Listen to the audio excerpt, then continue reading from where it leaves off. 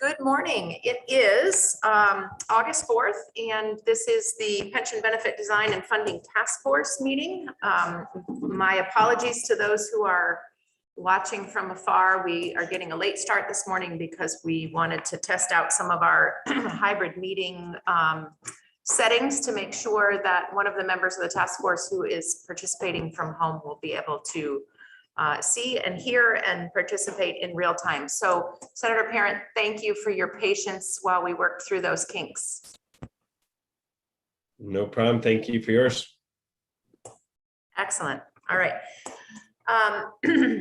And folks sitting around the table, thank you for your patience as well. We weren't sure whether we would ask one of the teachers to do some circle games to help us pass the time, but now we've got our settings all adjusted, and I think we are all set to move forward.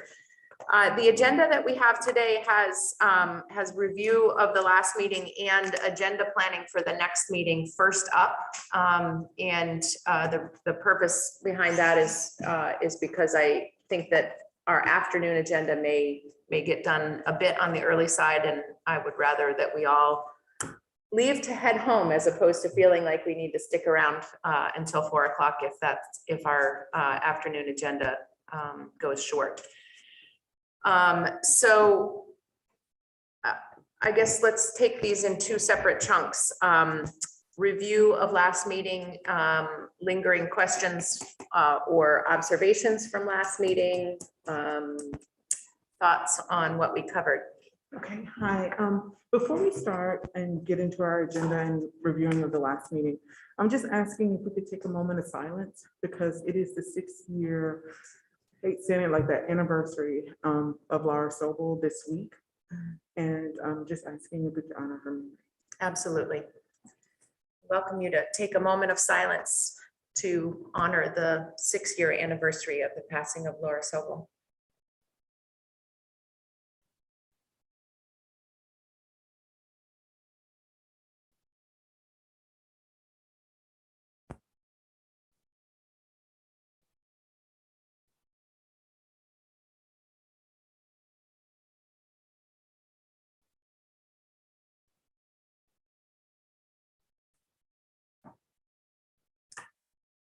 Thank you.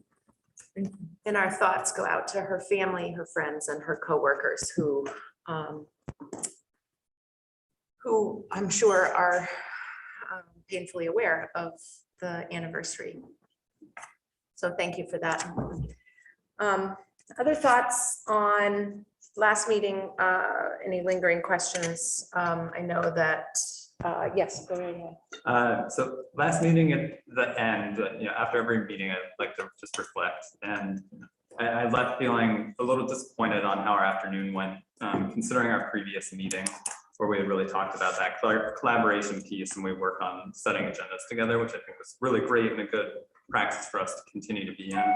I know we discussed this last time, but it's still been on my mind thinking about the preparation of the document about the shared understanding on the issue.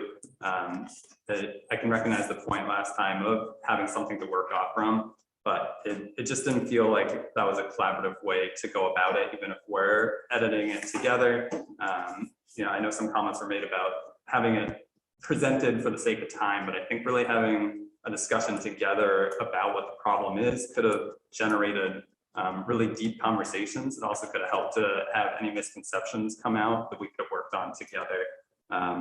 And I think it would have been worth the time to really do that from the ground up, just so that way we have all that background and can build it together. Even if it were to take 2 meetings to build that, I think it's worthwhile to have a shared vision that was worked on collaboratively for us to figure out how to solve the problem.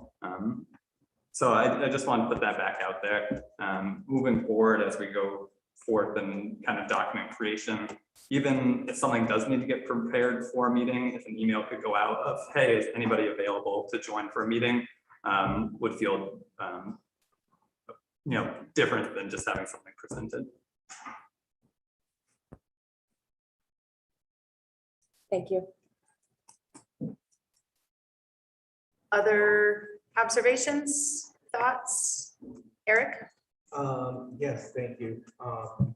At the end of the last meeting, Molly raised the concept of, taking in all this information we're hearing about revenue and so forth, and calibrating a solution that is not an overcorrection. Came up at the end of the last meeting. I just wanted to give it the air to kind of consider that a little bit more. I do think that's something that we should be mindful of. When we make changes to the system, there's potentially actuarial savings related to some of those changes, but there's also costs. We heard from the treasurer, how things like turnover and retirements have affected the fiscal position of the plan. So we need to consider those two, as well as the broader workforce challenges, and how the fiscal landscape has changed as well. We're in a lot different place than we were a year ago. We're fortunate to have received $1.3 billion federal funds. We ran a $200 million surplus last year, $500 million upgrade for the next 2 years. The plans returned over $1 billion. There's more money coming for infrastructure to fund some of those long-term priorities. I hope we can take all that into consideration as we chart our path forward.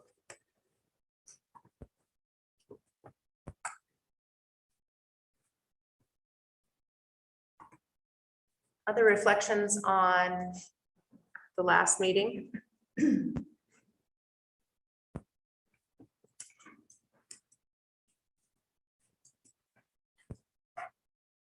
Okay, Senator Parent, any reflections on what you've heard or the last meeting agenda? No, I'm all set, thanks. All right. Next on today's agenda is just to talk about what we're going to do in our next meeting. And I'll remind folks that we do not have a meeting scheduled for next week. That will be back on the 25th, is it? Yes. Okay, so that's 2 weeks away. We had. 2 weeks. Sorry. Sorry, I'm fast forwarding through August and I don't know why I would want to do that since August is such a lovely. Okay, so we are meeting the 18th and then again on the 25th. My apologies. We'd had a request for information to compare Vermont's benefit structure and pension systems to other states. So John, why don't you give us an update on what you've. Yeah, so been able I to reached do? out to Keith Brainerd and Alex Brown at NASRA, and they are able to testify on the 25th or the first meeting in September. So specifically, I asked them to talk about pensions because that's what the request was, but we might also want them to talk about OPEB. They testified in House Government Operations about OPEB, so that is something else they could testify about. They've done work there. Thoughts? Say the names again. Keith Brainerd and Alex Brown. Thanks. And they're available the 25th or the first week. The first meeting after that, which date escapes me at this moment. If we can book them for the 25th. Sure. Great. There had also been a request to understand the net economic impact Yep. of the pension, and John has done a little bit of research on that. So I looked into that. Public Assets Institute has done no research on that that I'm aware of or I could find. However, the National Conference on Public Employee Retirement Systems has, and recently in 2020, they have a paper, Unintended Consequences, How Scaling Back Public Pensions Puts Government Revenues at Risk, but it really deals with the economic impact of pensions. It was written by the National Conference of Public Employee Retirement Systems Director of Research and Education, Michael Kahn. So yesterday I invited him to testify with respect to his paper. So Hopefully, I've not heard back from him, but hopefully I will. And I'll schedule him as soon as As soon possible. as possible. Does that make sense to folks? I missed where he was from. He is from the National Conference on Public Employee Retirement Systems, or NCPERS. Thank you.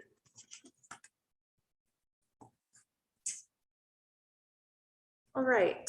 Other thoughts on agenda planning for the meeting on the 18th? Understanding that we may have the opportunity to plug Mr. Khan or one of his collaborators in that meeting, that leaves us with plenty of time. So I would love to hear any suggestions or requests on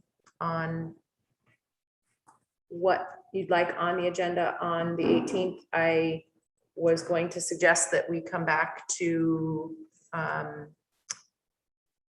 the statement of the problems and try to plan to do final edits of those documents. When we talk about them today, we have Michael Chernick from Legislative Council, who will be taking notes to share with David Hall, who is away this week. But I think it would be good to continue going through that document and then perhaps come back to it next time with some edits and suggestions. I know that Eric has put forth a suggestion on the statement of the issue, and I don't know if you've shared that to all the task force or if you just sent it to Jeanette and me, but we can certainly put that in the mix and work on that next time around. I also have some additional comments and some factual clarifications, which I can send to everyone. I can send to Gail or to Chris or whomever, however you'd like me to forward that. I wasn't sure if we we're going to get a revised draft in advance of today's meeting, so I was working off with the treasurer, I was working off the previous version. I think it would make sense for you to share that through Gail. Okay. And you can do the same with your draft as well, so that those statements go up on the task force page and we can all review them before the next meeting. Thank you. Does that make sense? That sounds like a great. Anyone else have any responses or suggestions prepared that they want to send to Gail for distribution? I don't know that needs to go to Gail, but I was just thinking personally, looking at this. It just seems to me that maybe the principles maybe should be put either, after the statement, before the background. I think the principles are what are kind of guiding us. So I think to me, that's important to have that front and center. To So I don't know reorder if the that was- document? Yeah, I Maybe not agree with reword you. it, but just reorganize. Yeah, Reorganize. we changed the order that we were reviewing them last time as well, Gotcha. because we thought that the principles were important enough Okay. that we should start with an understanding of them. So, Michael, if you are taking notes, perhaps let David Hall know that we would love to see them reordered. Other thoughts on the agenda for next meeting? Yes. This part of its clarity on this afternoon, the actuarial impacts of different options and possible pension options. Is that just looking about the different kind of legal piece of what levers can be used, or is that talking about individual ideas? Both. Both. Okay. I mean, all of the above. The way I describe this is, if you're going to try to impact that unfunded liability, there are levers or dials that you can change, and it's helpful to understand the relative size of them, because ultimately what you want to look for is the things that are most palatable to the beneficiaries of the system, but also have, make enough of an impact on the ultimate problem. Right. So this is just a first pass at understanding how different changes in the system might impact the ultimate liability problem. Okay, so if we have time on the agenda for the meeting after that, maybe coming back to that discussion once we understand how the different dials impact things. And imagine we want to start to get some things to actuaries at some point for considerations for scenarios. So further discussion on that and the 18th. Yeah, okay.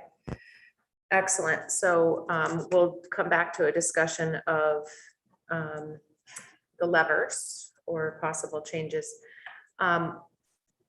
I guess I would also say, when we get to this afternoon's discussion, if there are some other changes that folks can imagine that somehow escaped the presentation, feel free to offer those as well. Yes. I just had a question about the issue of the non-starters, and Jeanette's not here, so we don't know if this is the time to ask it, but I feel like having a discussion about a discussion of non-starters, it might be important. I know that the goal might be that nothing is a non-starter, but if there are non-starters for people that we aren't acknowledging, that's an issue. Yeah. And so I like to lift up carpets and pull out all the dust that's under there rather than sweep it under. And I feel a little bit like not just like saying there aren't any non-starters might be lifting up the carpet. So I just want to have a discussion about that. Would it be more helpful to think of things that you would put last on the list as opposed to acknowledging that there are some changes that are less palatable than others, that we instead would think of.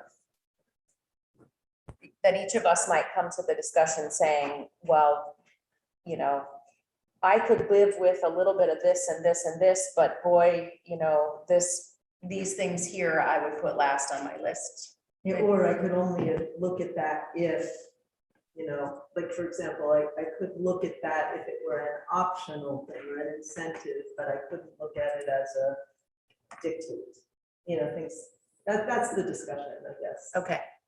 Um, Well, hopefully we'll have time to start that this afternoon after we've gotten through those presentations. Okay. And then maybe we can try to tee up how we want to have that discussion for the 18th. That sounds good. Thanks. No, I think that's a good idea, especially given Jeff Bannon's memo from last week where he drew a line in the sand, basically saying if we didn't provide the whole surplus to pensions, we weren't going to negotiate, which is exactly the opposite of Senator White's views on how we should operate. Wait, can you say again how you interpreted Jeff's letter? It was a line in the sand, unless we give 200, the whole surplus to pensions, teachers weren't going to move on anything else. That's how I read it. Yeah, it's interesting. Interpretation. Eric. Just back to the agenda for a moment. In building off the concept that OPEB might be something that Nazar might be able to talk to us about. I believe when the treasurer last spoke to us, she didn't really have much of an opportunity to talk about OPEB, so that might be something that she might like to come back in and provide us with her perspective on that. What would you like to hear more about with respect to OPEB? I mean, the proposal that she's put forward that she's strongly recommending that we follow is to pre-fund OPEB, which is to put into statute a commitment that we will make a growing contribution to OPEB that will get us to the point where we are completely pre-funded. Is there something more that you were hoping to hear from her in order to?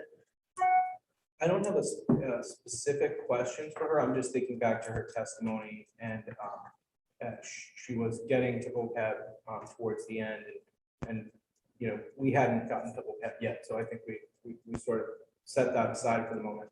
So maybe if there isn't more to discuss, then more testimony is necessary. Did we shortchange that part of the treasurer's presentation to your knowledge, or can you imagine aspects of the OPEB problem that we need to open up and investigate more? To answer your first question, I think the answer is no. But I would think if anyone has any specific questions, more than happy to answer them. I think the real issue is just the need and the decision to pre-fund it. But she's certainly happy to entertain an additional question. Maybe we could hold that.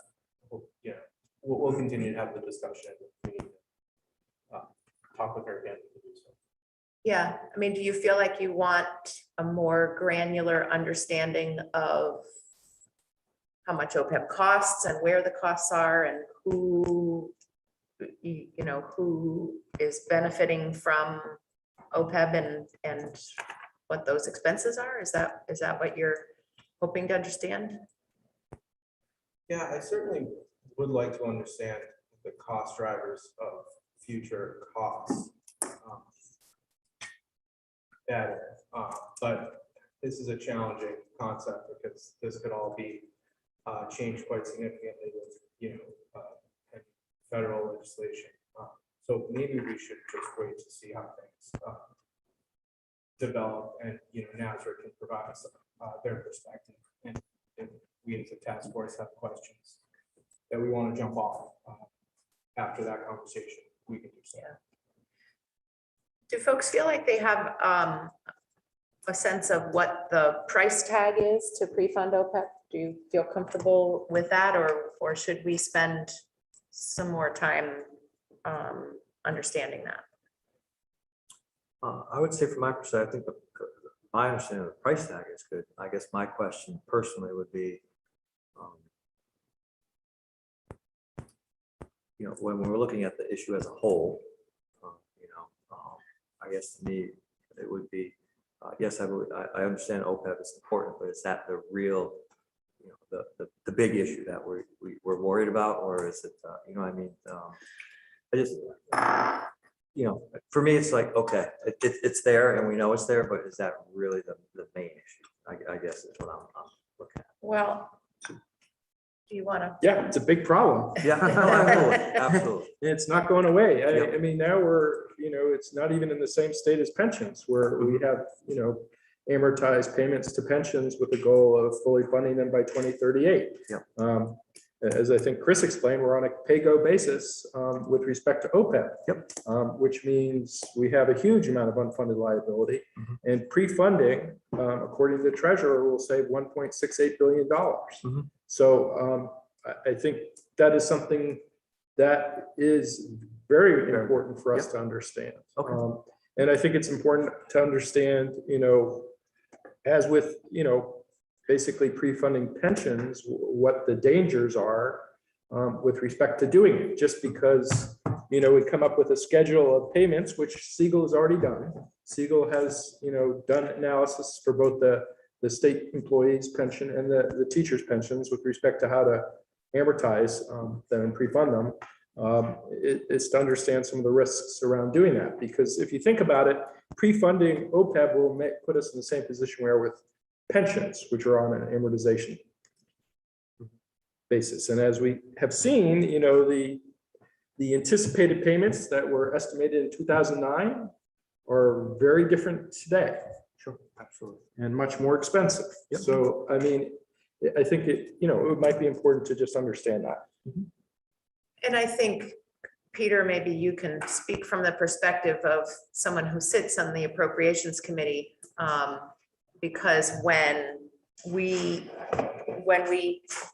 first got the treasurer's strong recommendation at the beginning of this legislative session, and we looked at the price tag of that, and the fact that price tag inflates by 10% for the first 3 years, and then 3% thereafter, until we have fully pre-funded our OPEB obligations. the size of that price tag is something that gives the appropriations committee pause, given all of the other things that they must figure out how to fund within the revenues of the state. And Certainly, certainly, the big issue that we have is what is the normal growth rate of our general fund revenues? And today, a projection out 5 years, talking about 2% growth rate is projected to be the normal growth rate for our revenues. Note that the OPEB plan was a 3% increase at the end of 3 years, 10%, 10%, 10%, and then 3% going on for forever. Until it's fully funded. Yeah, until the 24, a long time. Yeah. And then when you also have employee payroll going up 4.2% this year, 3.5% typically every year, that outstrips the general fund growth rate of 2.5%. So it becomes an ever more crunching down the capabilities of the general fund to be able to pay for the liabilities and obligations of the state. And that's the concern we have. So, absent even talking about the unfunded liability, just the ongoing normal costs for both. And you know, I really appreciate the red flag that you all raise when you see things that are going to become structurally unstable over time. And so, you know, that's part of what we need to think about with respect to OPEB is, you know, this structural imbalance between the 10%, 10%, 10% increase for the next 3 years, and then the 3% that outstrips revenue growth going forward. And we just need to understand how challenging that is. Eric, and then I saw Molly's hand. We're getting into the details here, which is great. That makes me wonder if there's a way that we can construct the amortization schedule, if it's something that we choose to pursue, that it maybe there's a heavier lift in the front, and then maybe it only grows at 2%, so it doesn't outstrip the revenue, long-term revenue growth rate. Just something that comes to mind. Yeah. There's two basic amortization methods that are used for funding pensions and OPEB. We do based on payroll, which increases every year. There's also what's called level dollar amortization, which is much more like your 30-year mortgage, where there is a fixed amount for the period of amortization. I have not seen any actuarial work on what level dollar funding or pre-funding of OPEB would look like. Obviously, that would be a heavier lift in the earlier years because the way our current amortization proposal looks, it becomes a heavier lift as you get closer and closer to the end of your amortization period. So, I mean, that is something we could have modeled and see what it looks like. Because I am concerned that we will put ourselves in the same position we are with respect to pensions and our amortization schedule with OPEB, because yeah, we can afford it today, but when we get towards the end of our amortization period, and you know, in addition to the increasing payments that we have to make, if we miss our assumptions, that also adds to how those payments will increase even more. So it becomes more and more difficult for the state to fund those payments. Depending on which direction we miss our assumptions. Well, unfortunately, With respect to healthcare, I don't know if they ever go anywhere but up. well, unfortunately, if you look at the history of pension amortization, most of our missed assumptions have increased the costs, not decreased it. Can I ask my earlier question? Yes. I just had a question for you, Peter. I wondered, when you're in the appropriations committee, what kinds of revenue ideas do you all throw around So, to take care of that differential? so that is not our job in the appropriations. Okay.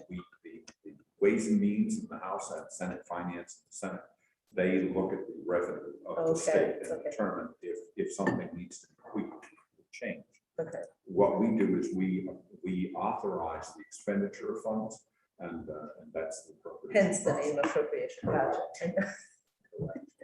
Ways and, I got it now. Ways and Thank means. you. Now, there are some states that actually have them combined. We don't, and Interesting. I haven't thought about it, so.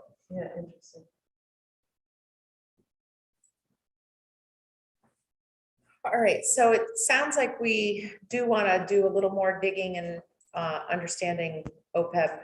I mean, I would like to have a little more sense of certainty on the cost drivers around OPEB and what, because in order to feel comfortable recommending pre-funding, I want to feel more comfortable that we know what the costs are going to be going forward.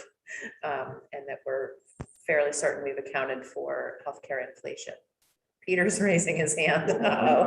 It's- You brought up a good point, and it caused me to think, and someone else had commented, if you go back to 2008, and you look at the assumptions of the pension and how much is going to be paid out going forward, we missed.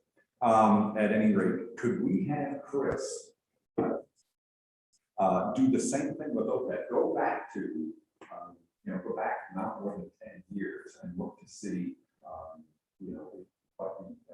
what the amount was 10 years ago that we put in.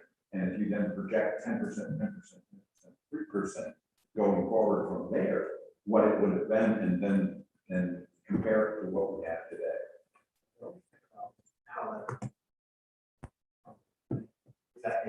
So what I'm looking for is to try to determine if that type of an approach would actually have met the OPEB cost of today.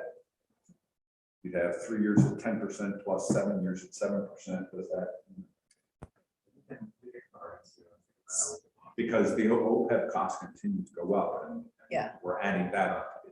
It's a charge on top of the OPEB cost. Giving Chris a time machine Well- so we can, Well, I wonder if the 2009 Retirement Commission, which did make a recommendation to pre-fund OPEB, actually did an analysis of what that would look like. I'm not sure they did.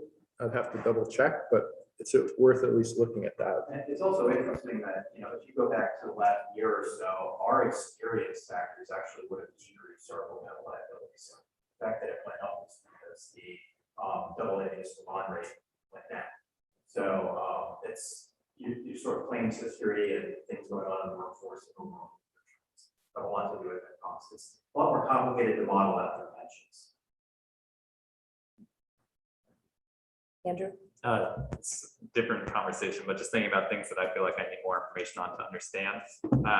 One would be the impact on the 24% return this past year on the system. I know we've talked about it a little bit, but I need more. I don't fully understand how that plays out exactly. So if we have more discussion about that at some point, that would be helpful for my understanding.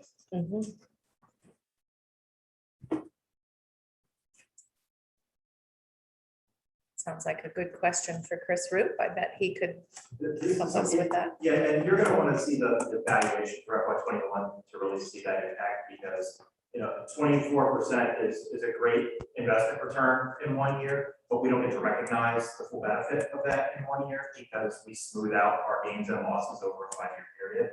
So we also went into FY 21 carrying deferred actuarial losses from prior years. So some of that increase we saw this year is going to wipe out some of that deferred loss. But that's just one factor. They also have to go back and look at the demographic experience. How did that compare to our assumptions to give you the overall picture of what's changed in 1 year?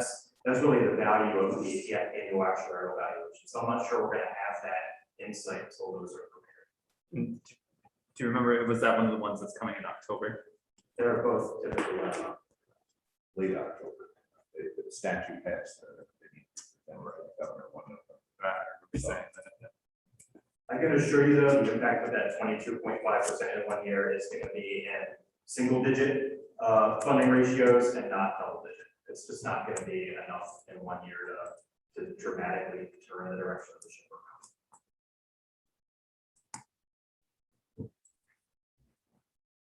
around. Yeah. Just on that topic, Chris, you mentioned the deferred losses, which have been a drag on the valuations.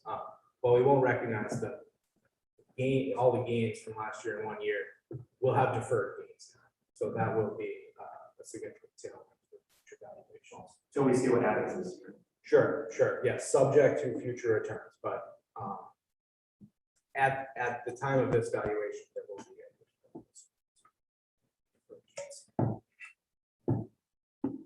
All right, other thoughts on agenda items for next meeting? I don't see Senator Parent up there anymore. Perhaps he's dropped off.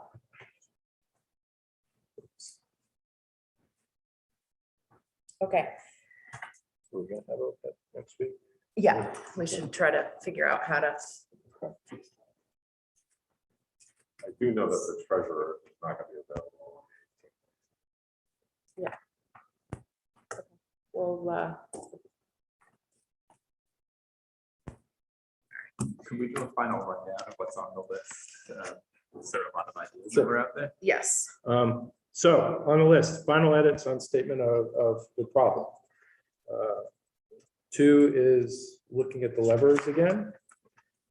3 is non-starters. If there are any non-starters that people want to discuss. Or things that you would put at the bottom of your list. Right. And then the final item is OPEB in some shape or form.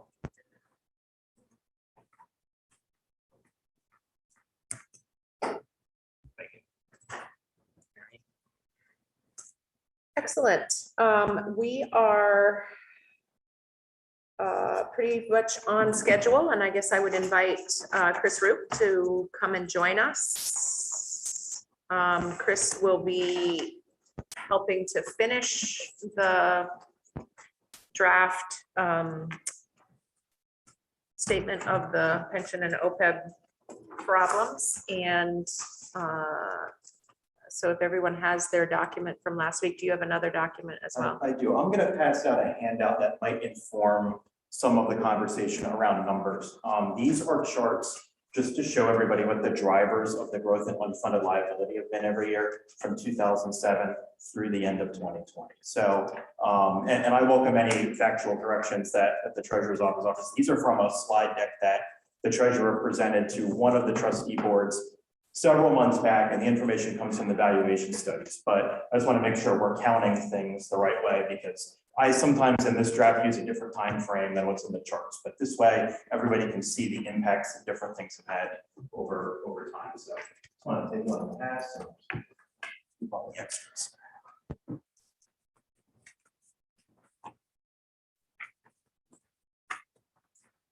All right, so good morning, everyone. For the record, Chris Roop, Joint Fiscal Office.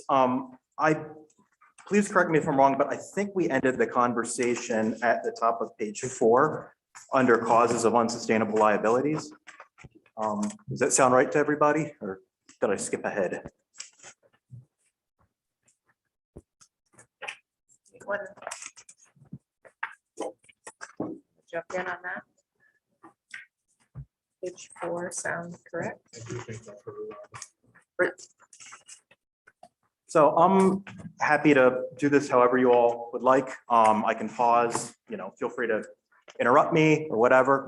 No pride in authorship here, and just want to make sure we can get this done in as painless a way as possible. So this page starts off with the section of sort of detailing at a high level what some of the causes of the liability growth has been in the across the course of the current 30-year closed amortization period. So unsustainable annual increases since 2008 in the amount of the total unfunded liability, the ADEC, and the state's total cost of retirement contributions, including retiree healthcare benefits, are rooted in a variety of experience, economic, and demographic factors, including underfunding pre-2008.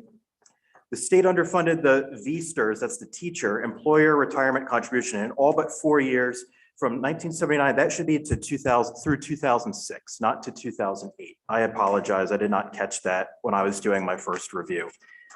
Although this historic underfunding occurred prior to the closed 30-year amortization period and is not responsible for the significant increases in liabilities subsequent to 2008, It added costs to the ADEC and contributed to why the teacher pension is a lower funded ratio than VSERS.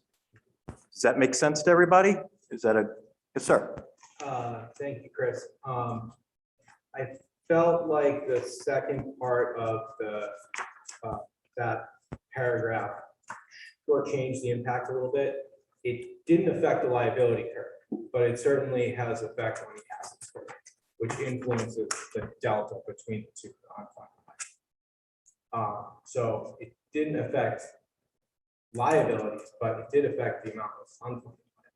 Well, that shows up in the ADEC growth. So the ADEC makes up for the lost assets, at least in theory. Right. That's the point of the ADEC. Correct. The point of the ADEC is because legislatures and governors, back when I was in grade school and beyond, made poor decisions about fully funding the obligation. And the point of getting onto an amortization schedule is to take care of the previous underfunding. And so I think, I think it's important for us to recognize that part of the reason we're sitting here today is because the liabilities have grown since then, and we need to figure out why. What, if I could offer maybe a clarifying suggestion on the language, maybe after the term ADEC, add the phrase to make up for lost investment opportunities in the past.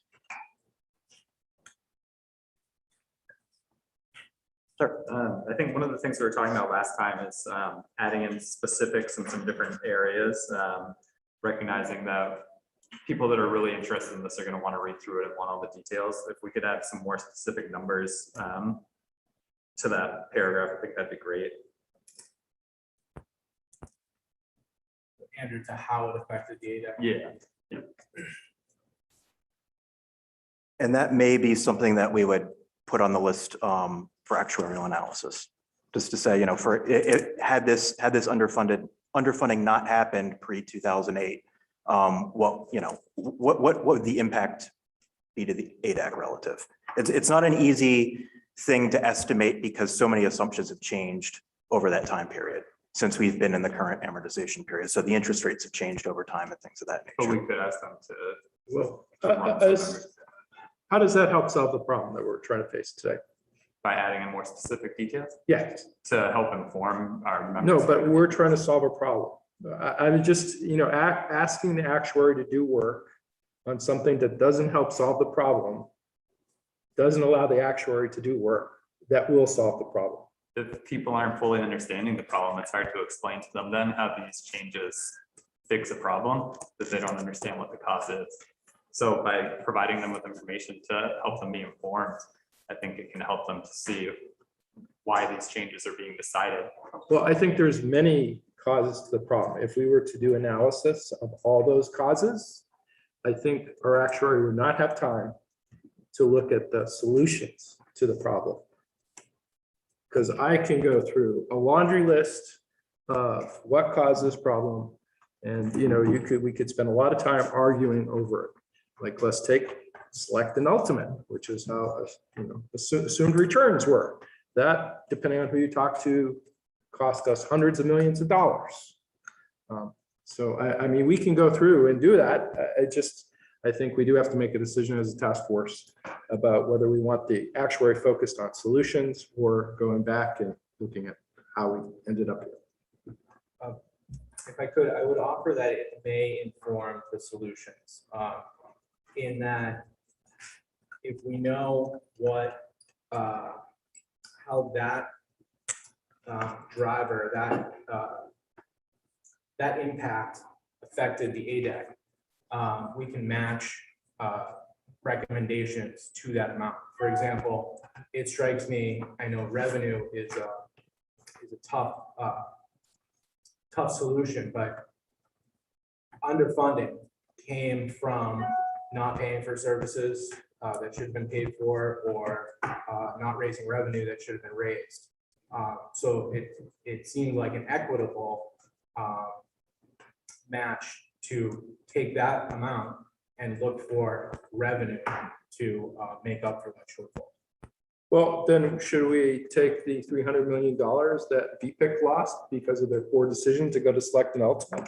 Where do we place that? Should that come from revenue? Should that be cut from benefits? I mean, you can have these arguments forever and ever. I just really don't see where that gets us. Peter, Just a question regarding actuaries' work and how long it takes for them to actually do what we are asking them to do. I like the backwards plan. And if we send the actuary, I need you to determine this, I need you to determine that, and we send it to them on Thursday, but we've met Wednesday, what's the turnaround time typically? Not one day.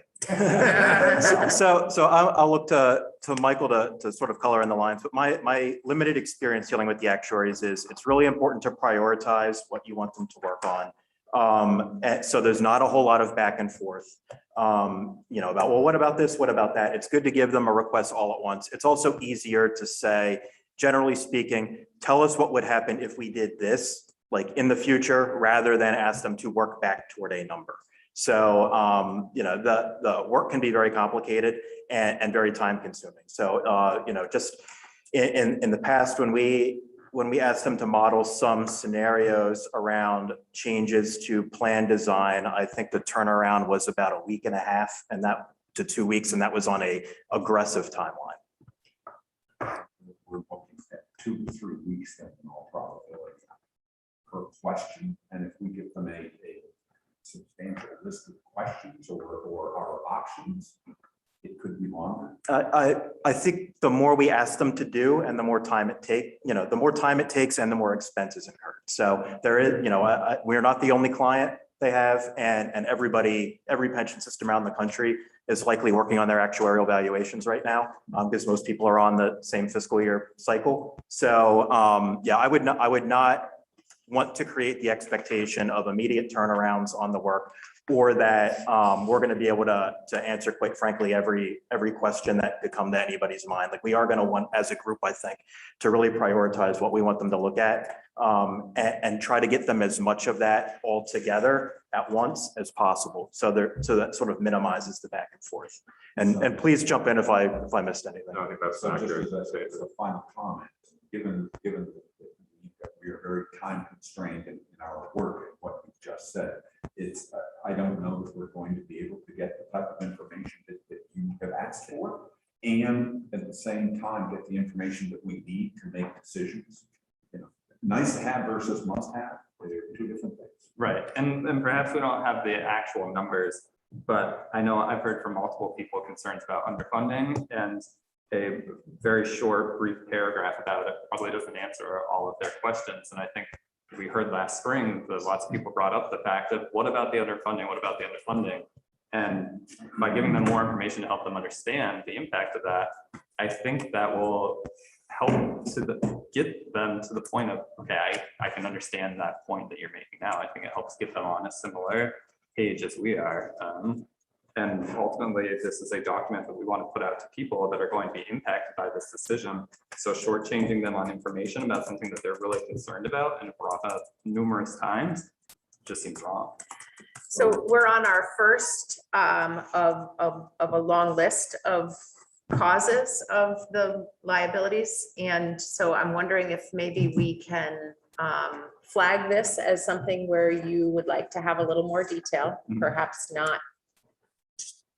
Perhaps we don't have agreement on whether we want to go as far as sending the actuary in to investigate this and come back with what we can determine to be really precise numbers. But I guess I would like to suggest that we go back to the list and then have a discussion when we're through all of the liabilities, and maybe have a conversation then about where we'd like to see more information, and maybe Chris can help us understand what it would take from his perspective to put more specificity into the ones that we feel need more details. That sounds good. Peter, did you have anything else? You want to start? I've read the document somewhere, I can find it Or again, to do it where it indicated that in 2008, after, or maybe it's 6, 7, whatever, after X number of years of decisions that the unfunded actuarial liability was X. Mhm. And then compare it to, we've now had a run from 2008 to current year where the ADEC has been fully funded and that unfunded liability is now Y.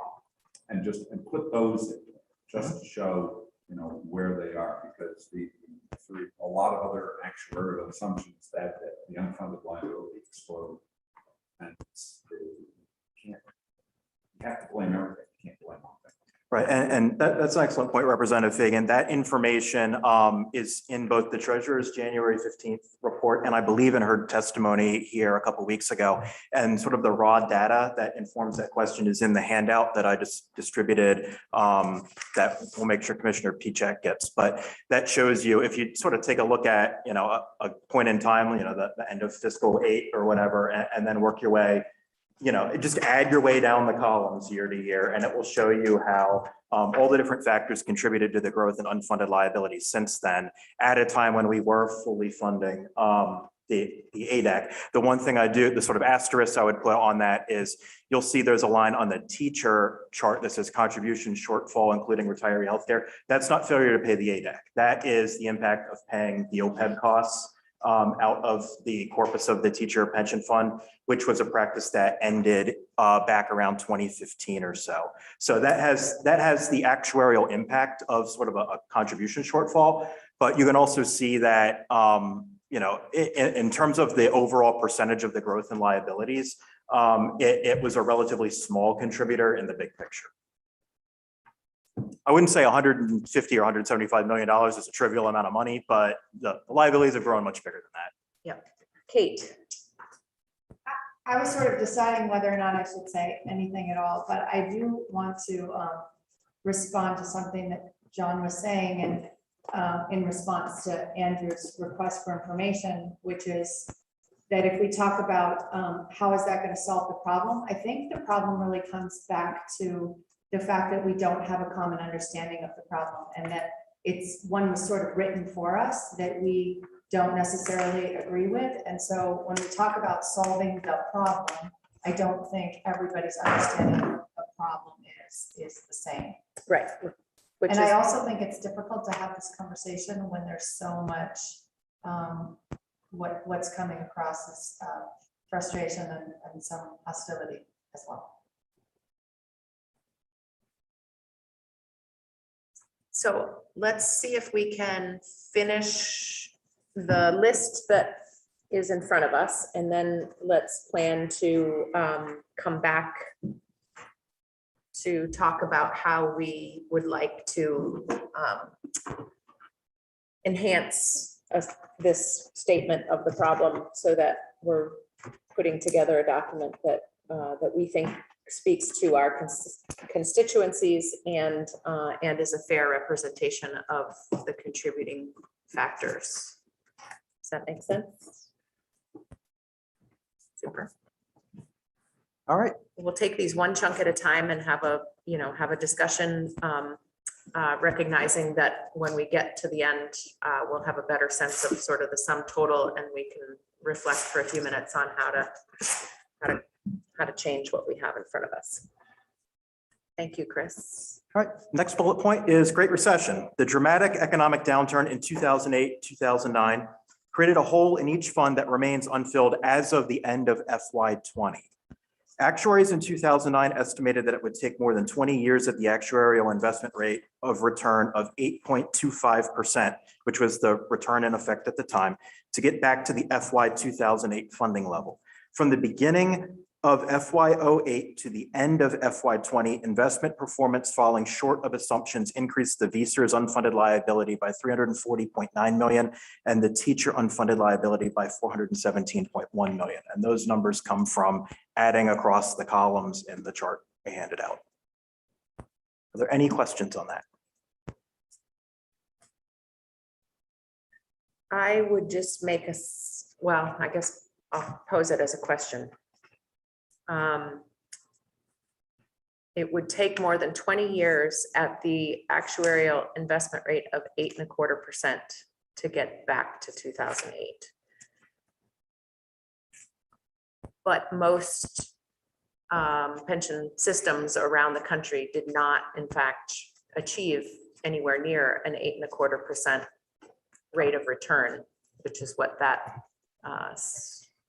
supposition was based on, which I think will be reflected in other bullet points here, but also I think contributes to the overall hole that we're in, and the fact that the hole has gotten larger instead of smaller despite meeting our ADEC payments. Yeah, I would agree with that statement. And the, nationwide, most large pension plans, including ours, have actually reduced their actuarial assumed rates of return over time. So many plans were above 8% around the Great Recession. The investment horizon has changed. The market environment has changed since then. So not only have few consistently achieved a rate that high since then, but most plans, including ours, have actually lowered their assumptions. So they assume that they would be receiving a lower investment rate going forward than 8.25%. We're now at 7%. Okay. Which may be a good segue into the next section, actuarial rate of return. The systems previously adopted actuarial rates of return that proved over time to be overly optimistic. When a higher rate of return is adopted, the systems assume that assets will grow over time at a higher rate, leading to lower required employer contributions into the pension funds. In 2008, the then actuarial investment rate of return of 8.25%, approved by the pension boards of trustees and the Vermont Pension Investment Committee, was higher than the rate of return experienced. As of the 2009 report, the approved rate of return was equal or lower than the rate used in all but one of the New England states and was higher than the rate used by 75% of plans in the US.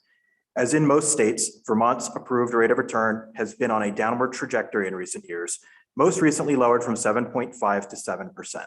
While a lower assumed rate of return is more likely to be consistently achieved, it leads to higher employer ADEC costs to make up for the fact that less of the money required to pay benefits is expected to come from investment gains in the future. Yes, sir. Just a comment, if I may, and this will go through the documents of the Gail as well. With respect to the investment rate of return of 8.25%, I just want to make sure and clarify the distinction between the assumptions and actual performance or experience. That assumptions are used to estimate a plan's future benefit payments, and their present value do not determine outcomes. As the actuary noted, Siegel noted, the investment return assumption does not affect the performance of the fund, nor should an actuarial assumption dictate asset allocation or investment policy, just to clarify, so people understand the difference between an assumption and actual experience. Because sometimes those things get intertwined or confused. That's a really helpful suggestion. Other questions, observations, Eric? It's just a small technical question. The third bullet point, it reads, as of the 2009 report, the approved rate of return was equal or lower than the rate used in all but one of the New England states. Is that true, or should it be equal or higher? Because the second part of that sentence kind of says we're using a higher rate than most plans in the US. Yeah, we'll double check that and confirm it. I need to go back to the 2009 report. Go ahead. Thank you, Chris. Just to make sure my understanding or the intersection between fully paying the ADEC over a period of time and having these assumption returns that weren't necessarily met, or these higher assumption returns that weren't necessarily met. We were fully funding the ADEC, but in actuality, because of where our investment assumption was, we were really underfunding it for that period of time. We should have been paying more in because the assumptions were the assumption was rosier than it turned out to be in reality. Yeah, no, I think that's right. And the ADEC, all of your assumptions inform the calculation of the ADEC. But, every year when they do the valuations, they'll take a look back and see, all right, how did our assumptions pan out over the last year? And if there's deviations in the assumptions, and most of the deviations we've seen have added cost to have increased the size of the unfunded liability, that means your future ADACs are going to go up. If you had, you know, a blockbuster year and you exceeded all of your actuarial assumptions, when all else is equal, your unfunded liability will decrease beyond what you thought it would be, and then your future ADACs would be lower. So that's sort of the interplay. Is the ADAC is like the payment, if you will, and the payment depends on how big the balance is from year to year and how many years you have left to pay it off. Okay. Teacher health benefits paid from pension fund. This is what I was mentioning earlier on the chart. The state paid the teacher retiree health benefits, OPEB, from pension assets at an actuarial loss until 2015. This practice added approximately 155 million to the VSTR's unfunded liability since the beginning of 2008. Any questions on it? Yeah, can you just clarify what years did that start in 2008? It predated the current amortization period. Do you know how far back? I do not. The treasurer's office may know, but I do not know. I also wanted to ask, I had noticed that wasn't in the background information, and it's here in the causes, and I'm sort of curious about the interplay of background information versus causes, like what goes where in this document. I don't necessarily have a idea of a solution, it's just something I'm noticing. So, because when you read the background information, if you know a couple things that aren't there, then you ask, wait, where are those things? Like, where is the decision of, 2010 and Rule 90 introduction for the research, for example, in the background information? Well, it's not there. Is it going to show up somewhere else? It's just something I'd like to sort of cross-reference. Yeah, and I think that the discussion last week was to put sort of a timeline of the various changes in the background section. And this is listed where it is because this was a cause of why the unfunded liability grew from 2008 to the present. Right. Yeah, and background information kind of is causal too. It's just curious to me. Yeah, I think we ought to consider whether we should create another chapter in our report that goes into a little bit more detail about changes that have been made. Because the rule of 90 is one of those, the taking OPEB out of the teacher pension system is one of them. The impact of early retirement incentives that may be sort of a patchwork of different incentives across the state because of different school districts is something that's worth recognizing and expressing. And, we could do a similar discussion or statement of retirement incentives on the state system, but they tend to be more consistent because it's either going to be your troopers or your state employees retirement incentives and a little bit less variable, I would imagine. So, I guess we should flag things that we want to go into more detail on in subsequent chapters of this. Other questions, observations, suggestions, Peter? We're working with that since the beginning of 2008, and this does not help if you understand exactly what that means. My recommendation is to put your statement about 2008 to the present time, probably following $155 million. And then I would also add at the end, in 2015, it was changed to pay go. Yep. Or pay as you go. Pay as you go. That makes sense. Other observations, questions, statements?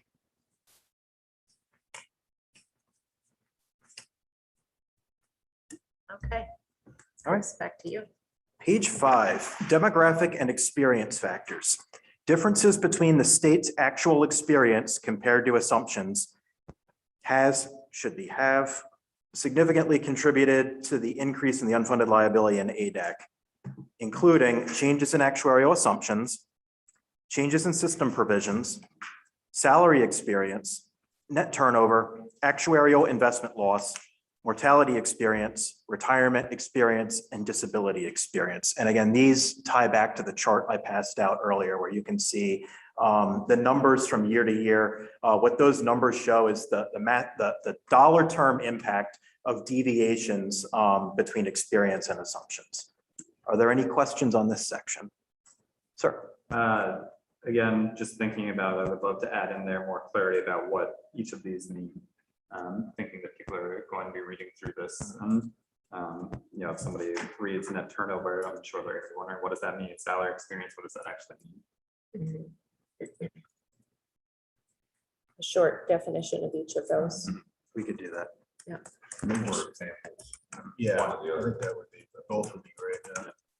And there are some graphics from the experience studies that if anybody has some time in their free time, it's very interesting to look at the experience studies because it actually kind of visualizes what the assumption was, what actually happened, and what the proposed change in assumption was. So, you know, that helped me understand what this concept of net turnover is, which I sort of explain. And you know, did people leave when we thought they would leave at the ages that they left for reasons other than retirement? So like net turnover has been the biggest demographic factor on the teacher side. And what that basically means is we thought we would be losing more teachers before retirement.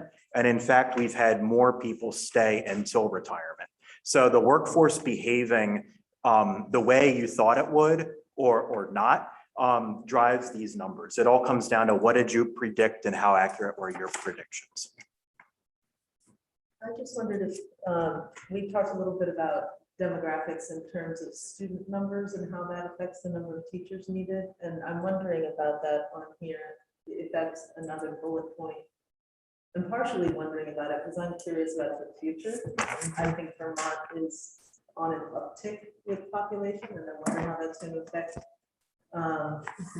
you know, yeah, right. Yeah. And our discussions and our plans. So I wonder if it should be on there.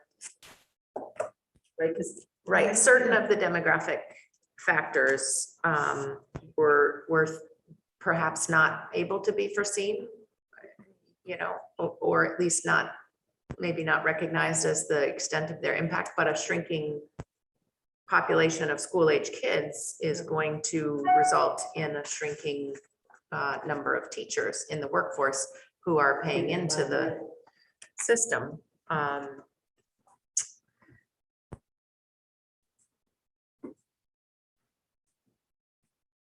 Not sure where that fits, but I do recognize it as an observation that we should express, because while the state workforce has remained relatively level, Relatively. or in slight increases with a few blips along the way, the teacher workforce has definitely declined, shrunk. Eric? One small technical question again, and then a comment. Actuarial investment loss is included in the demographic and experience factors. It's also delved into above. So I didn't know if we really should include that there or whether that's separate, you know, from some of the other.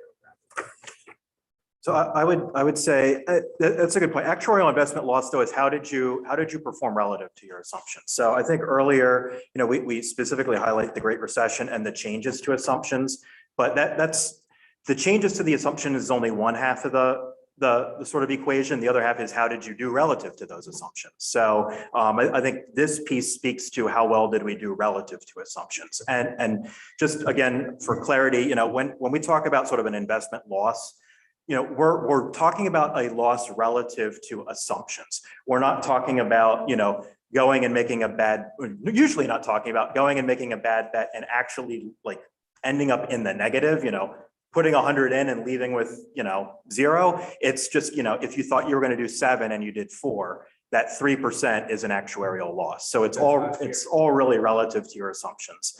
Very rarely have we had years where we've had negative investments. And one other thing to point out on this subject is, VPIC's numbers and the actuarial numbers are slightly different just in methodology. So when VPIC measures their investment performance, they take a look at how their portfolio do, over the course of the fiscal year. Whenever the actuaries do the number, they take an average of the balance of the previous year and then see what your growth was. And then, they'll calculate the percentage that way. So the fact that they're taking an average of the account balance and not sort of strict start and end point is why you sometimes see some deviations in the percentages between what VPIC's investment reports say and what the actuarial valuations say. Thank you. That's a good explanation as to why that is why that's different from above. And my comment on this question I had in the document really dovetails well with your suggestion, Sarah, that not in this section, but further in the report, we may want to delve into some of these drivers in more detail because they do influence what options are available.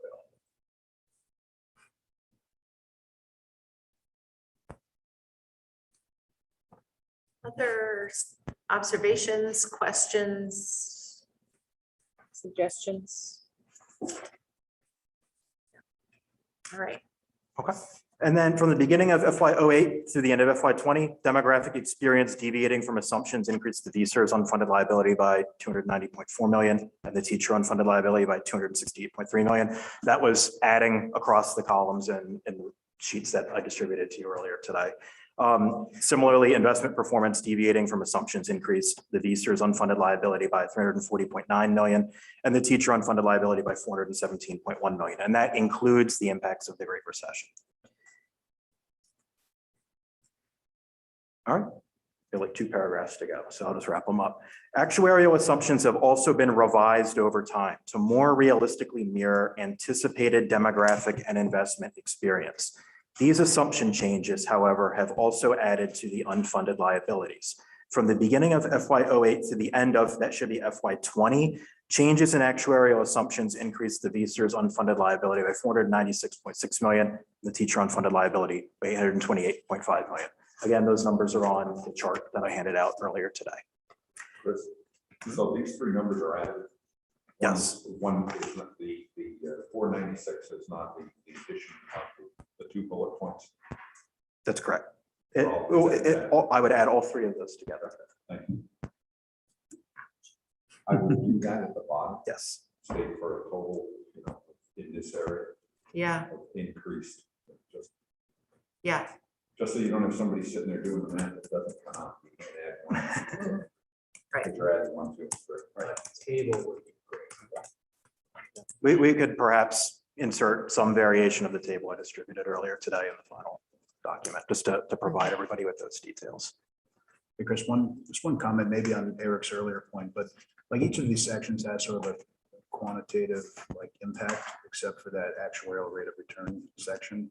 But I think it's described in that paragraph there, the investment, but other demographic losses as well. I wonder if you can split out the investment versus the demographic and put that investment loss piece just in that discussion about the actuarial rate of return so you get a sense of what that means.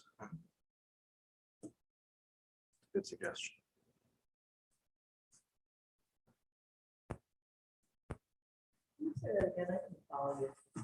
Sorry. So the actuarial rate of return section, right? We discussed how we go from 8.25 to 7.5 to 7, and we're saying that that's having an impact on the unfunded liabilities, but we don't say what that. We don't put a dollar figure to it, but there is a dollar figure to it in that sort of unbulleted paragraph where we're saying that actuarial assumptions that were changed, demographic and investment experience resulted in those big dollar figures at the end of the paragraph there.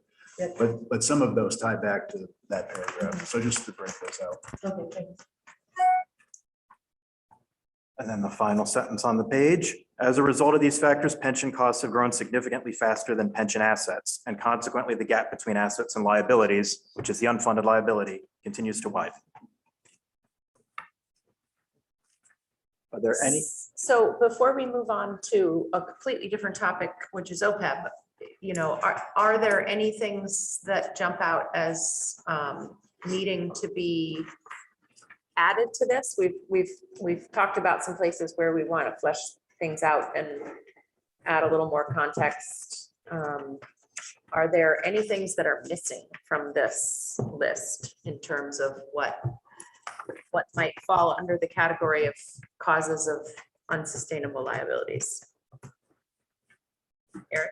I do have something that I think would be helpful to include, and that's what's the consequence of the amortization schedule itself? You know, the beginning payments are the ADEX aren't adequate to cover the, you know, essentially interest opportunity costs. So I think that's important because we really need to focus on, in my opinion, the adverse experience that wasn't planned. And to some degree, some of it was expected, was not the major contributor for sure, but there's some elements of the funding ratio go down before you reach that crossover point and it starts to go up. If we could quantify that, I think that's. Yeah, that's a good point, and we may need to ask the actuaries to give us an estimate on this, because what you're referring to is what people call negative amortization, where you know, our payment schedule in the early years was not sufficient to pay off the accumulating interest on the balance of the unfunded liability. So therefore the balance grows a little bit. If you take a look back at the 2009 valuation, they project out what, you know, which is year one of the amortization period. They project out what that schedule would look like, and it would peak out at, you know, it would grow to about the low 400 millions before dropping back down. Since then, though, the liability has grown massively due to other reasons. So while there was some predicted growth from just interest growing, that was dwarfed by so many other factors that went into the mix. So that's why it's hard to say, you know, this in isolation, you know, contributed this much, because so many other factors went in and so many assumptions were changed over time too. I could tell you, and I'll bring this in time for the next meeting. It's mostly done, but it wasn't ready yet today. But I have a graph that shows you what people thought the amortization schedule would look like in 2009. And then I have another graph that shows what the payments have actually ended up being since then. And I don't think there's going to be any surprises when you see the chart.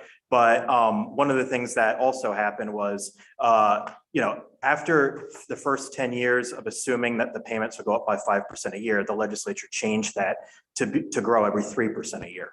So generally speaking, the lower the annual growth rate in the payments, the less negative amortization you have.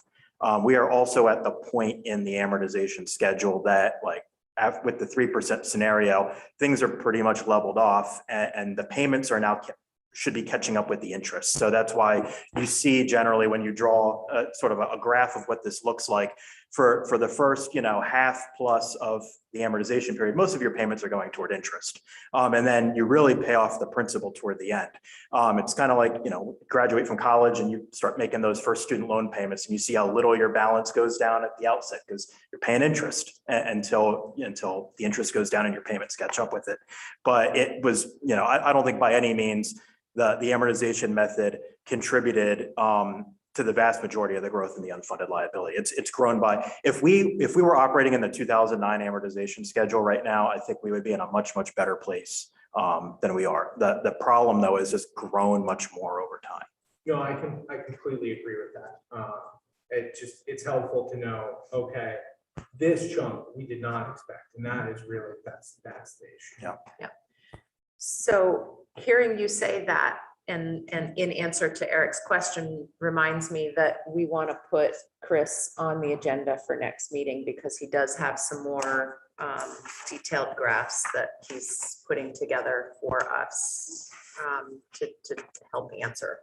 So Chris, while we're agenda planning for next time, maybe you can just let us know how much time you think you'll need, and then we'll add 20% to that. Because we always have questions. Half hour? Okay, so let's plan for an hour. That's not 20%, I understand. I understand, but I suspect that we will have other questions that we will want more information on, and I feel like it helps to have plenty of time to slow down and ask questions and really understand how it works. Yeah, Eric raised an excellent point. There's a great paper put out by the Boston College Center for Retirement Research, which is looking specifically at the New Hampshire pensions, but it also compares it to the Vermont teachers' pensions about amortization, about the issue you just raised. It's worth taking a look at. I actually raised it with Chris earlier, and he gave the same response to me as he did to you, Eric, that while amortization may have had some impact on our unfunded liabilities, there was other things that had a much more heavy impact. John, can you say again, Boston College? Center for Retirement. I'll send the link to Sure. Gail, Okay, and thank you. everybody can read it. It's actually, for a research paper, it's actually fairly easy to read. Unlike some papers are not. All right, anything else on the factors that we have been going through?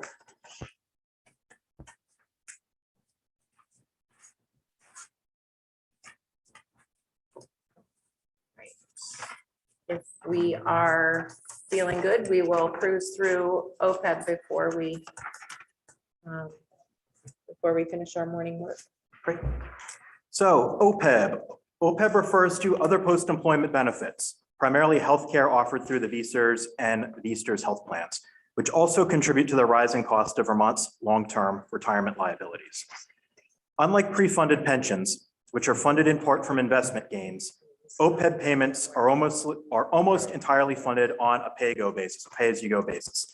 The state appropriates funds annually from current revenues to pay for benefits and premiums for today's retirees as they become due for payment.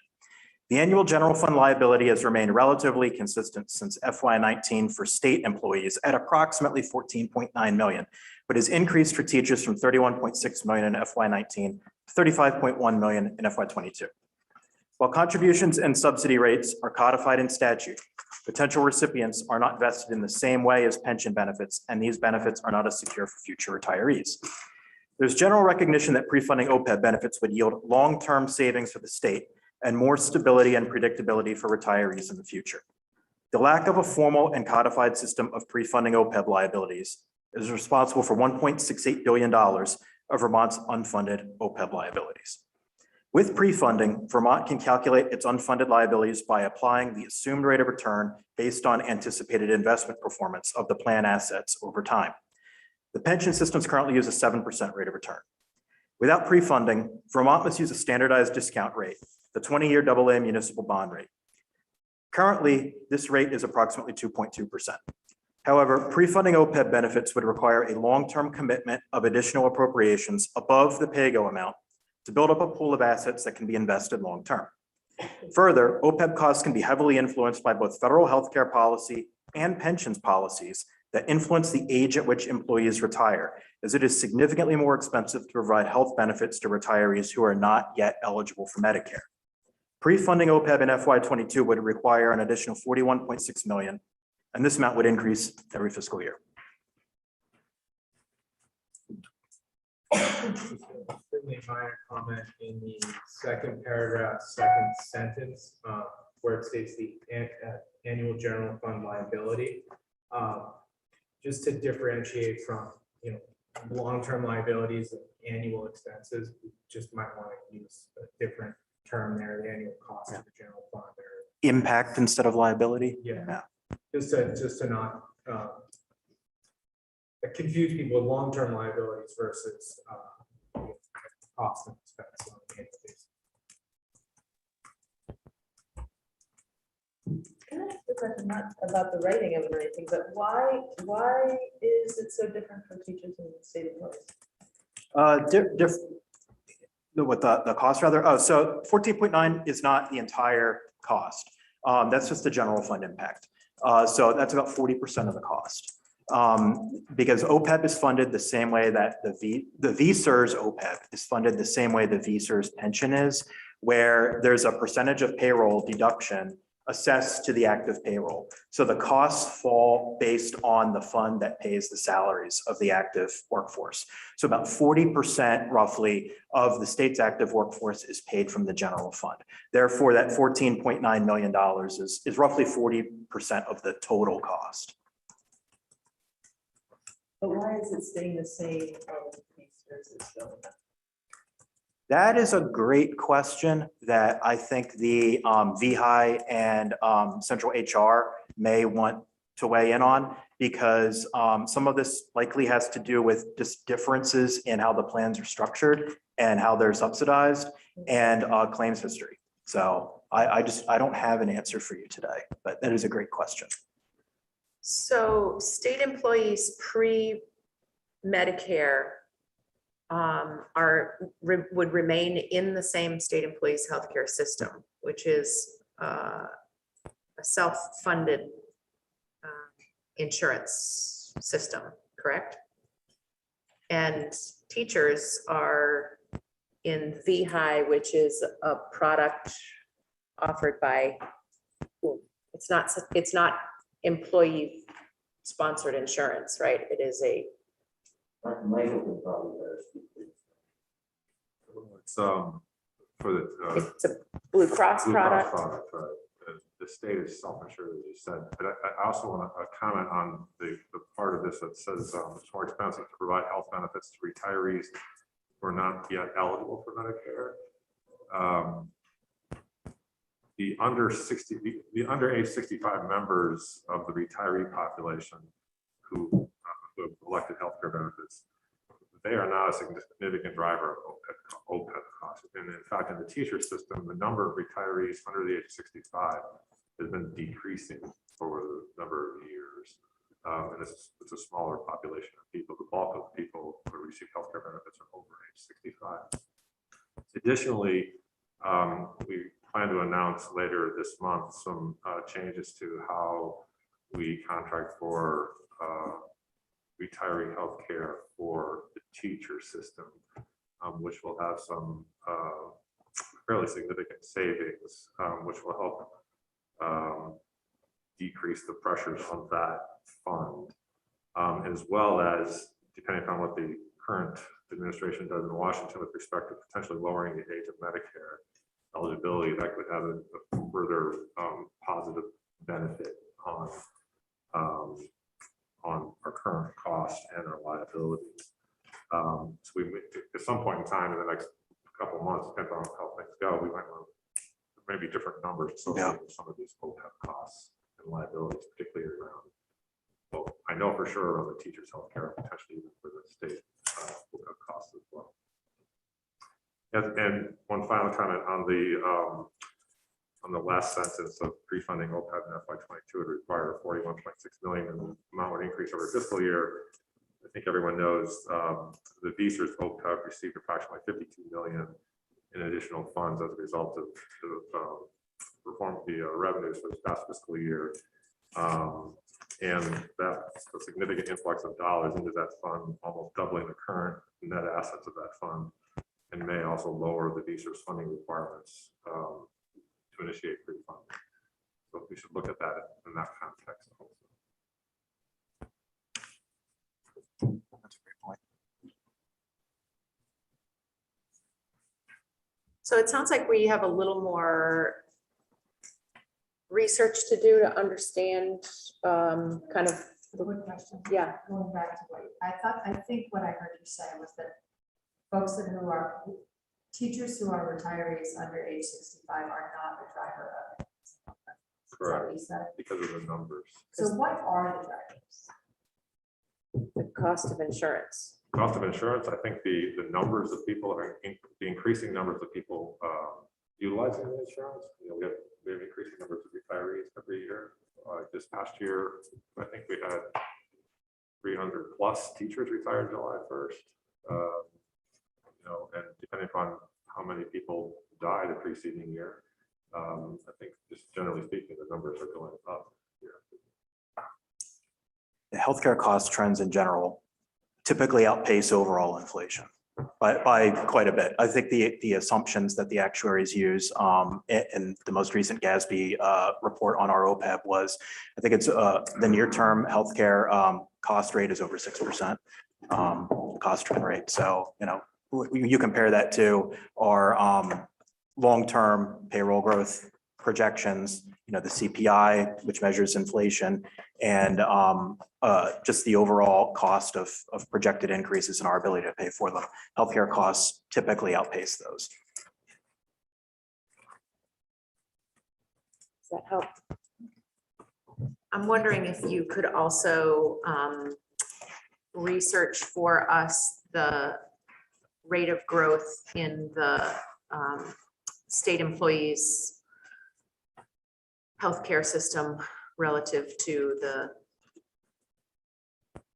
teacher system, just so that we can have a better understanding going forward what we might be looking at. I mean, understanding that the portion of that on the state employee side that hits the general fund is relatively small, but I think we should go in with eyes wide open about what we've seen for increases in the cost of teacher retiree healthcare relative to state employee retiree healthcare. And now Peter had a there's, question. Peter has a question, and then Eric. So Chris, the 41.6 million, when I tried to look at this, the treasurer's concept of 10%, 10%, 10%, I've looked at the 35 million plus the 15, just rounding east of 50 million, 10% on that is 5 million. So where's the 41? So for the additional 41.6 came from a memo that the treasurer prepared for the legislature in early May, and that includes both plans. And that the increment, that 41.6 is $21 million above what was budgeted for the teacher OPEB and 21.6 above what was budgeted for the VSERS. And that funding, my understanding, would essentially seed the path to pre-funding. So, you know, going back to the advantages of starting with investing money early is if you can start with a little bit of money as sort of the seed whenever you start and put a little bit of cushion in, as that grows over time through investment gains, that gives you a little bit of a protection against volatility in the short term. So the intent here was to put a seed money in first, then 10, 10, 10, and 3. Correct. That was the proposal. Yeah, on the teacher. I missed the second part. Yeah, it always helps to start with a slug of money to get you going, just to make sure that when you start down this path, your first few years, when you don't have a whole lot of asset growth from investments, because you just haven't had a lot of time, make sure you have enough money that you can start building a balance with some conservative assumptions in it. Eric, I think you had a question. Did you? And then Sure. Leona. Okay, yeah, sounds good. Just trying to think about how these costs will play out in the long term, and that only a portion of state employee OPEB falls on the general fund. If the state were to make the decision to pre-fund, would still a significant portion of that cost still not fall in the general fund, which would be picked up by active employees? So, I mean, Be rolled into the- yeah, that's a good question. I mean, in a status quo situation, when all else is equal, you know, right now, everything is assessed based on where the active payroll is. If a decision is made moving forward to continue under pre-funding with that funding situation, then yeah, that would continue. But obviously the legislature can decide how to pay this bill however they want. But I do just want to point out that, you know, while the general fund only picks up roughly 40% of those costs, you know, we talk a lot about the general fund because that's sort of the most flexible pot of money we use.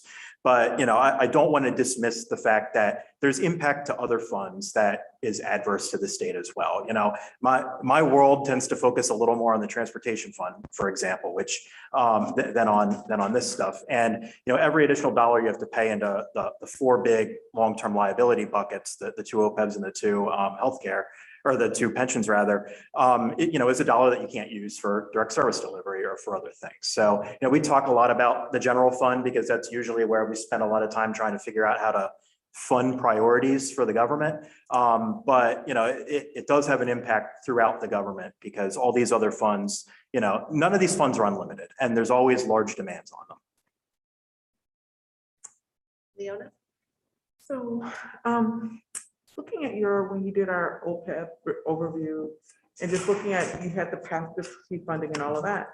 So my biggest concern is we're already in a point of, we're here because the ADEC is growing, sustainably.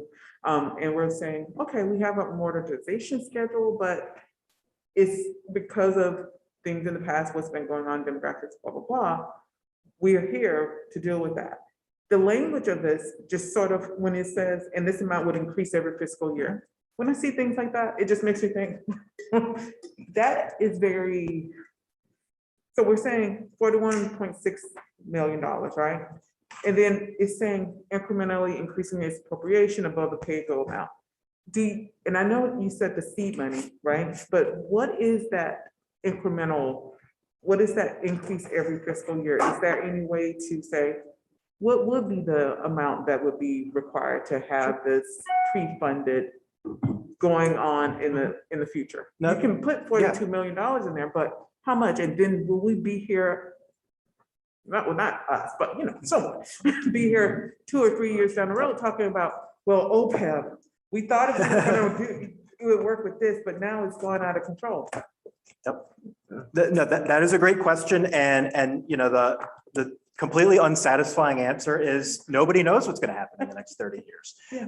I think what the incremental cost would be depends in large part on how you want to go about paying for this and what your amortization method would be. The treasurer proposed a scenario on the teacher side where you can, as Representative Fagan was describing, there's a series of sort of 10% annual increases and then 3% after that. That's one path forward. You can also do an ADEC schedule the way the pensions do, where, you basically take the normal cost of the unfunded liability and you calculate every year what you need to set aside. But it's going to depend on how many years you want to amortize the liability over and what's your method, level dollar versus level percent of payroll. What do you want your annual increases to be? And, your claims history and what's going to happen with healthcare costs are huge unknowns in the future. So, as difficult as it is to predict the future with pensions, the benefit formula is much more straightforward than, with the OPEB situation, because you don't necessarily know what healthcare costs are going to be or what utilization trends are going to be 10, 20, 30 years in the future. So it's definitely a risk. From all the numbers I've seen bandied about, though, with those caveats, is that in most pre-funding situations, you're looking at a ballpark $20 million or so above the pay-go amount for both funds over the course of time. So, I think in order to conservatively be on the path to pre-funding, you need to assume that you're going to budget probably at least 20 million above the pay-go amount,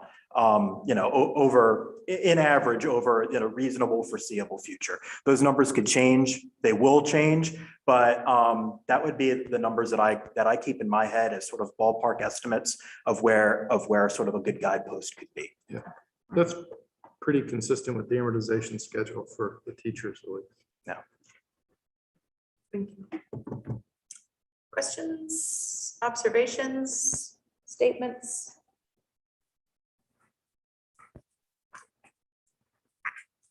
I would like to throw out an issue that I'd like us to just sort of flag and recognize that we might want to come back to, and that is the question about state employee healthcare premium holidays.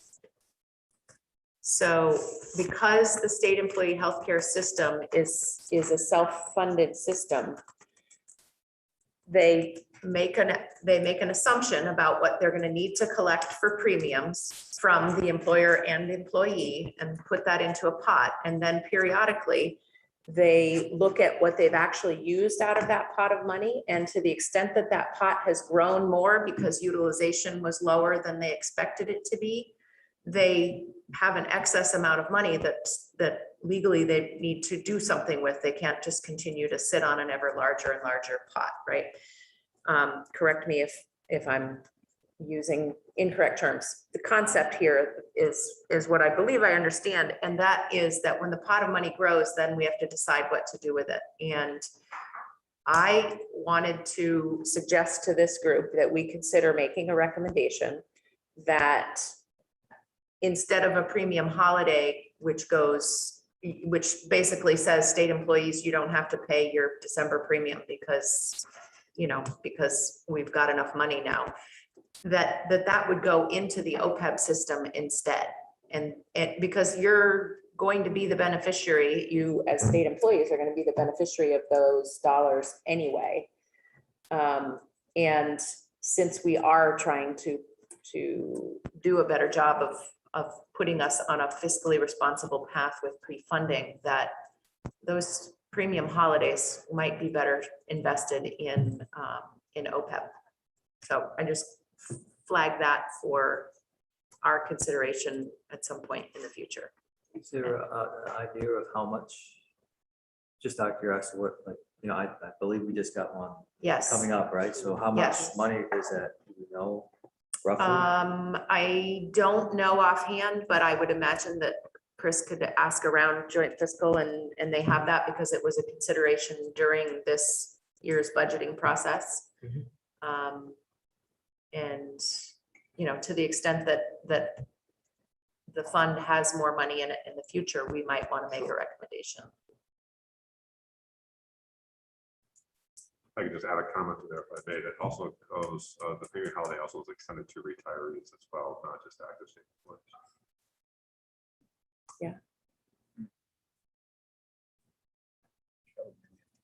Yeah, it's a fair chunk of money. That's a worthy consideration. It's money that was allocated for healthcare related expenses. It seems like that's, if it ultimately found its way there, that would be sensible. All right, any other observations, questions, suggestions on the OPEB section? And Chris, anything else that you hoped to review with us on in this document? I don't think so. I think my understanding is we were going to put a pin in pages 7 and 8 until this afternoon. Please correct me if I'm wrong on that.